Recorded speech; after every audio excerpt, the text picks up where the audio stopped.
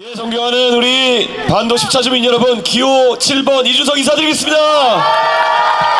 동탄이 얼마나 살기 좋고 각자에 맞게 여기서 살 수 있는 환경들이 있는지 홍보하는 것도 중요한데, 지금까지는 기껏해야 언론에 났던 게 동탄역의 롯데캐슬 22억이다 23억이다 이런 기사만 나지 않습니까? 저도 이제 동탄에 주거하면서 저는 요즘 집 보면서, 야, 나는 그래도 정치하는 사람인데 같이 발전시킬 수 있는 그런 지역들을 찾아보자 이렇게 해가지고 신주거 쪽도 가보고, 무엇보다 이 반도 10차도 와보니까 너무 살기 좋은데 제가 여기 와가지고 또 일을 해서 보탤 수도 있는 것 같고, 그래서 반도 10차도 고민하고 있는데 어떻습니까 여러분? 제가 반도 10차에 오면은 아이들이 아침마다 저를 놓아주지 않을 것 같아가지고 걱정이 됩니다. 예. 어느 지역 아이들보다 리액션이 가장 센 우리 반도 10차 아이들, 예, 최고입니다. 예. 우선 정치에 대해서 이렇게 말씀드리고 싶습니다.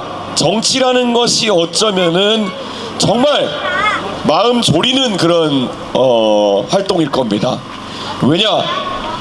정치는 잘 생각해 보시면은 뭔가 쌓아나가기보다는 한 4년에 한 번씩 시험을 보는 과정입니다. 그래서 사업을 한다고 했을 때는 오늘 매출이 얼마, 내일 매출이 얼마 이렇게 관리할 수 있지만 4년에 한 번 보는 시험이 있다면은 그 자격증 여러분 준비하고 싶으겠습니까? 아닙니다. 그런데 4년에 한 번 준비했던 자격증 시험 보는 날 내가 속해 있는 당이 갑자기 막말 파문이라도 한번 터져버리면은 진짜 눈 뒤집히는 겁니다. 그래가지고 저도 지금까지 선거하면서 굉장히 스트레스를 많이 받았던 것이 사실입니다. 저 지금까지 인터넷상에서는 3번 낙선했다고 조롱받기도 합니다. 근데 그 내용을 살펴보면은 저는 그 한 번씩의 낙선을 겪으면서 정말 많이 성장했을 겁니다. 먼저 저는 떳떳하지 않은 선택을 한 적은 없습니다. 처음에 제가 새누리당에서 제가 2016년에 국회의원 선거에 도전하겠다고 했을 때 저를 그저 어린 도전자로 생각했기 때문에 저한테 당에서 이렇게 얘기했습니다. 네가 그래도 당선될락 말락한 지역을 가가지고 뛰어봐라. 그래가지고 용산, 양천 갑, 강동 갑 중에서 고르라는 이야기를 하더라고요. 그래서 제가 이렇게 얘기했습니다.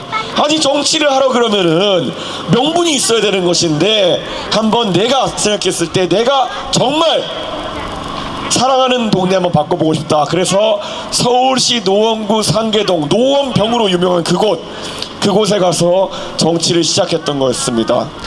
결과는 내곡했습니다. 굳이 제가 통계적으로 보자면은 서울의 48개의 그 당시 지역구 중에서 보수표가 가장 안 나오는 뒤에서 3번째, 5번째 사이에 드는 곳이 바로 노원병 상계동이었습니다.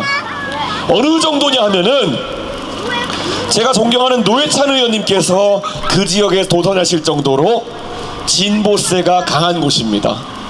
그럼에도 저는 도전했던 이유가 뭐냐면은 제가 바꾸고 싶은 것들이 있는 동네가 바로 상계동이었기 때문이었습니다. 그래서 도전했고, 저는 당당하게 첫 번째 선거에서 그 당시 대선주자로서 굉장히 쌩쌩했던 안철수 의원과 붙어서 52대 32로 20%차 낙선을 경험하게 됩니다. 그게 저의 첫 번째 떳떳한 낙선이었습니다. 그리고 그 다음에는 정말 박근혜 퀴즈로서는 상상하기도 싫던 박근혜 대통령 탄핵이 일어나고 저는 정치를 접어야 되나 생각했습니다. 그래, 그러면은 다시 시작하는 마음으로 작은 정당에서 시도해보자.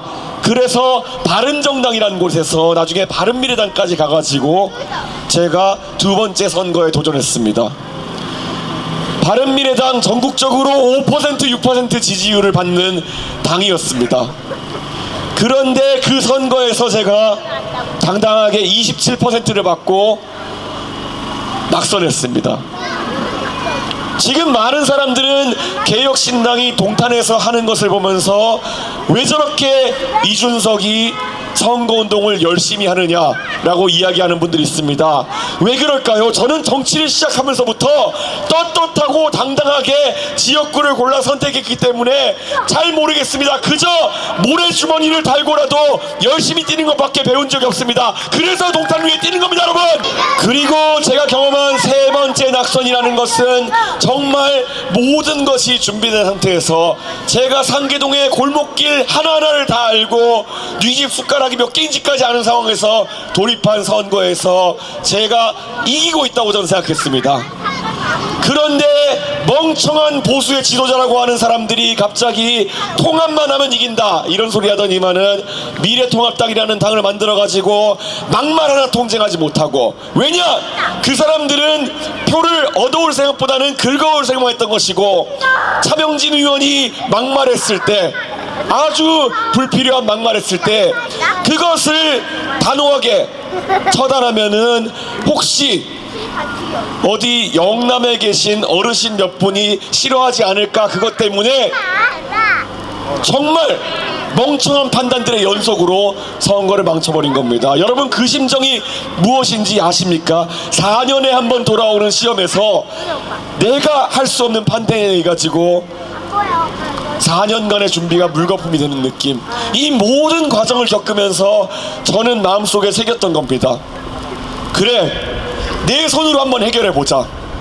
그래서 지난 2021년 모든 사람이 이준석이 국민의힘 당대표에 도전한다고 했을 때 뭔 짓이냐 이렇게 하고 있을 때 도전했던 것이고, 정말 조직선거, 돈선거 안 하기 위해 가지고 단 3명과 선거를 치렀던 것입니다. 왜 그렇겠습니까? 정치를 발전시키고 싶었습니다. 이 멍청한 사람들이 하는 그런 정치적 판단 속에 대한민국을 맡기고 싶지 않았습니다. 그래서 그 다음에 선거를 하면서 제가 상계동에 3번 떨어지면서 느꼈던 모든 것들을 갈아 넣어가지고 지난 대통령 선거와 지방선거에서 저는 그래도 젊은 세대가 새로운 정치를 느낄 수 있게 하기 위해서 열심히 뛰어봤던 겁니다. 사실 정치를 바꾼다고 하는 것은 그렇게 어려운 일은 아닙니다. 하지만 용기가 필요한 일입니다. 여러분들이 들으시면은 당연할 법한 이야기지만은, 만약에 지금까지 보수 정당이 의도적으로 호남 발전에 대해 가지고 신경 쓰지 않았던 것이 지금까지 역사라면은, 정치를 더 바르게 하는 방법은 당 대표부터 전라도로 더 가고 호남 사람보다도 더 전라도를 연구하고 그 안에서 전라도가 필요한 것들을 정확하게 해결해내는 그런 정치가 필요했던 것인데, 그거 제가 하니까 저에게 바로 손가락질이 들어왔습니다.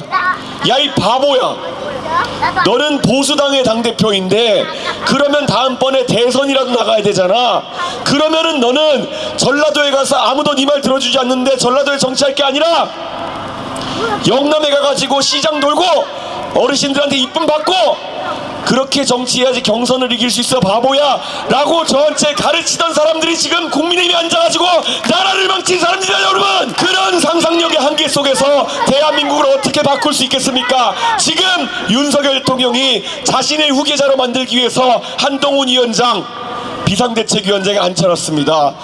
저에게 그런 말을 했던 사람들과 똑같은 소리를 아마 한동훈 위원장에게 했을 겁니다. 그런데 거기에 넘어가서 지금 보수정당 무엇을 하고 있습니까? 좀 있으면 절할 겁니다. 매번 봐왔던 그런 모습 아닙니다. 아닙니까? 한동훈 위원장 지난 석 달 동안 얼마나 즐겼습니까? 저한테 똑같은 얘기 했던 사람들, 전통시장 가서 기 받아라. 전통시장 상인을 도와야지 왜 거기서 기를 받고 옵니까?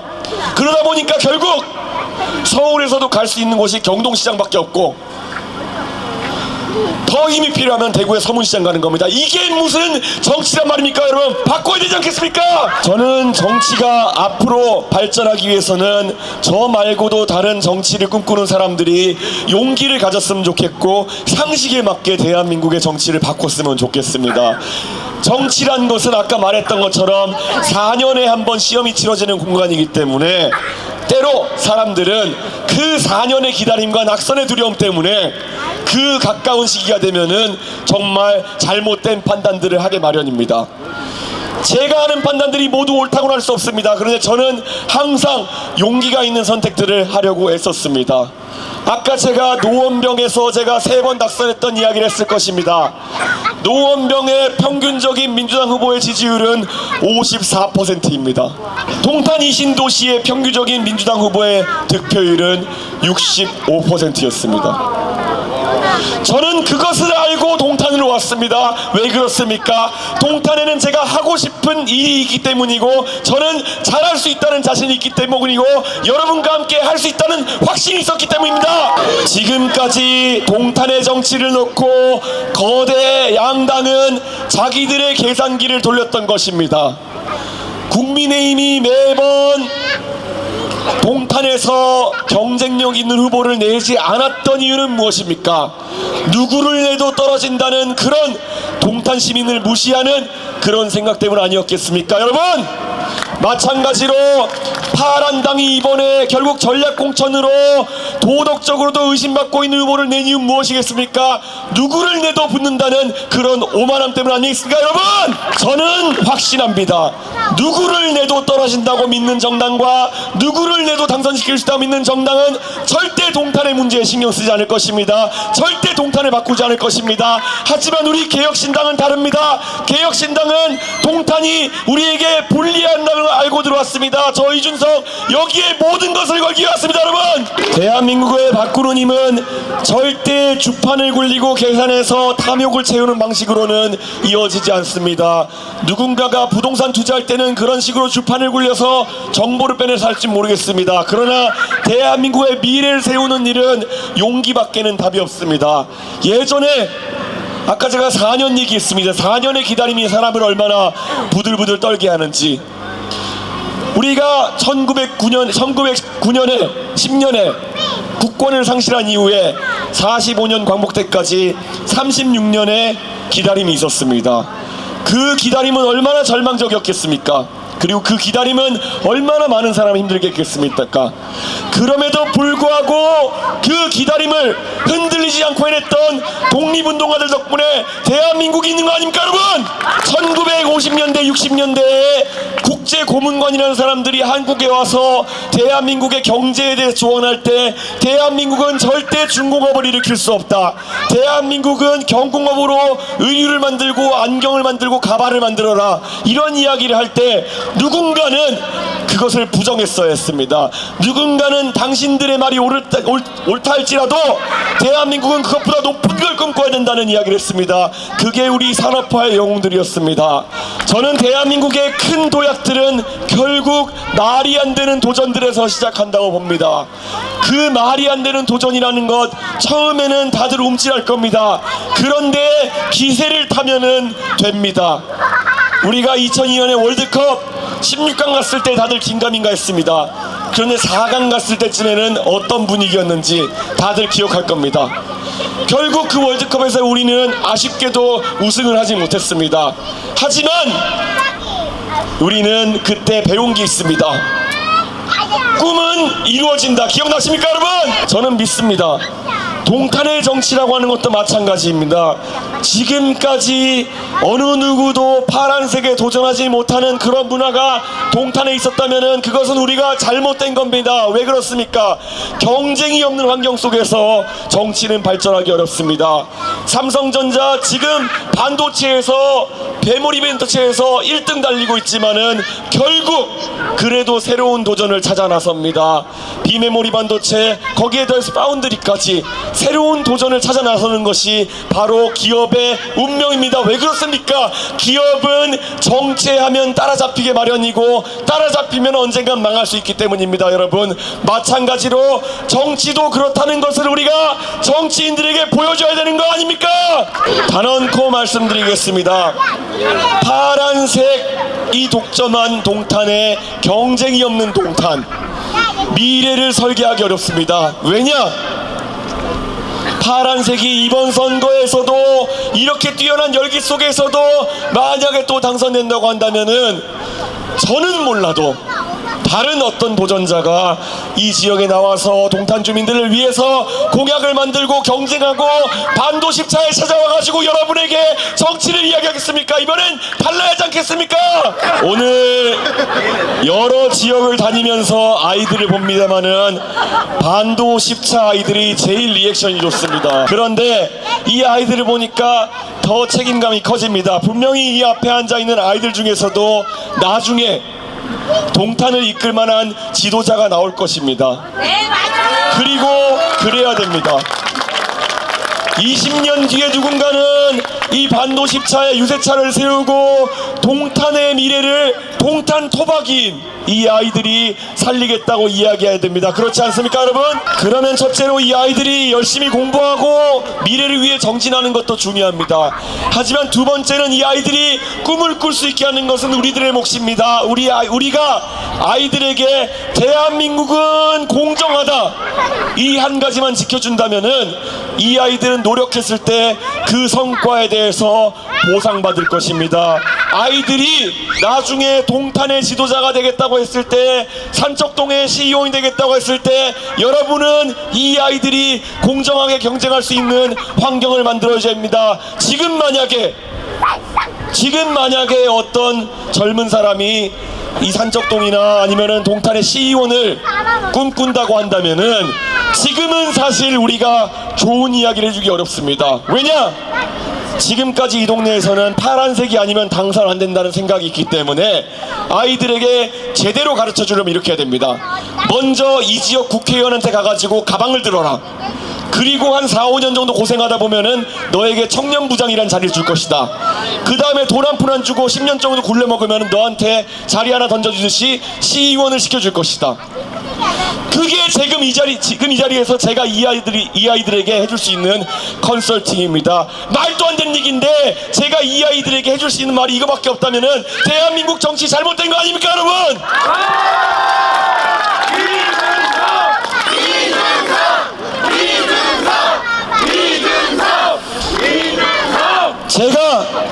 제가 만약에 반도십차 주민들의 성원으로 국회의원이 된다면은 이 아이들에게 몇 년이 지난 뒤에는 꿈이 자라날 것입니다. 다른 건 몰라도 전국의 다른 동네는 모르겠습니다. 그런데 동탄에서는 적어도 개혁신당의 시의원, 도의원이 되기 위해 가지고는 열심히 노력하고 주민에게 봉사하고 그리고 그걸 통해 가지고 주민들의 선택을 받고 당원들의 선택을 받는 길 외에는 다른 것이 없다. 그 정도면 공정한 경쟁 아닙니까, 여러분? 그걸 아이들한테 물려줍시다. 제가 지금 말하는 내용 중에 어려운 내용이 뭐가 있습니까? 그런데 다들 여러분께서 지금까지 지나치셨던 걸 겁니다. 이 동네에서 민주당 당원이 되어달라는 얘기, 경선 당원이 되어야 된다는 얘기요. 얼굴 한번 보지 없는 사람 모집책 때문에 당원원서 써주고, 그게 우리 대한민국의 정치인 양 변질된 이 현실, 이게 무엇입니까? 경선을 통해서 후보가 되면은 무조건 당선된다는 공식이 있는 그런 동네에서 정치는 발전될 수 없습니다. 왜냐? 경선에 이기기 위해 가지고는 열성 지지자, 극성 지지자들의 마음을 따라가야 되는 겁니다. 그러면 그 사람들이 할 수 있는 게 뭐겠습니까? 증오를 가르칩니다. 경멸을 가르칩니다. 상대 경선 후보자에 대한 공격을 가르칩니다. 이게 아이들이 보는 정치여서 가지고는 정치는 영원히 환멸의 대상이 될 것이고 영원히 배척받는 대상이 될 겁니다. 하지만 그래도 아직 정치는 우리가 우리 삶의 문제를 해결하는 그런 민주적인 수단이 되어야 합니다. 그렇다면 이제부터라도 우리 다 같이 손을 잡고 정치를 바꾸는데 매진했으면 좋겠습니다. 우리 반도십차 주민 여러분, 동참해 주시겠습니까? 참 아이들에게 많은 것을 물려주고 싶고 무엇보다도 좋은 경험 해주고 싶어가지고 아이들 앞에서 많은 말을 했습니다. 어쩌면 아이들은 지금 뭣도 모르고 이준석을 외칠지 모르겠습니다. 하지만 경험해본 것과 경험해보지 않은 것은 다릅니다. 저는 어릴 때 상계동에서 제가 지하철 기관사가 되는 꿈을 가지고 살아왔습니다. 왜 그렇겠습니까? 그 당시 지하철 종점이던 상계역에서는 운행을 종료하면은 항상 제복을 입으신 지하철 기관사분들이 임무 교대를 하곤 했습니다.